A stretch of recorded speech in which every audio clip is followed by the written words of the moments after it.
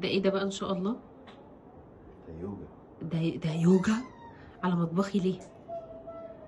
قلت اجرب مكان جديد.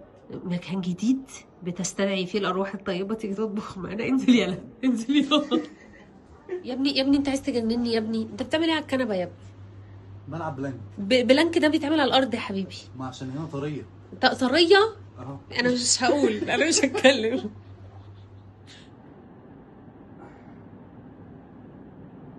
مصطفى انت هتسرق العفش؟ انا هاخد الكرسي وامشي. انت ناوي تسرق عفشي؟ انت بتعمل، انت ما عندوش بتتمرن؟ حديد. انت بتتمرن على ان انت تاخد العفش زي ما انت نازل السلم؟ انت بتعمل ايه؟ بتمرن بايه؟ يا عم سيب الكرسي يا عم، ده بفلوس يا عم، عليه اقساط الحاجات دي يا عم. لازم بالراحه بالراحه، المرايه بالراحه. انا مش هتكلم، انا مش هتكلم.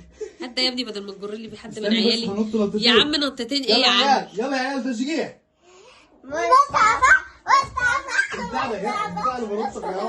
ايه دي بس؟ هات يا عم هات يا عم، انا كمان. اتفضل. شكرا.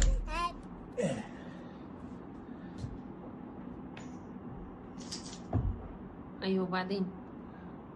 تمرين للساقين. ساقين وللبنجين. والبنجين.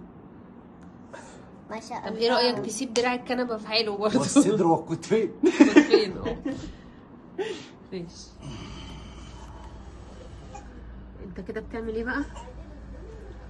باخد طاقة الشمس. بس انا عايزاك تاخدها كلها. مع السلامه. مش عارفه سوبرمان بس انا عايزاك تاخد الطاقه كلها.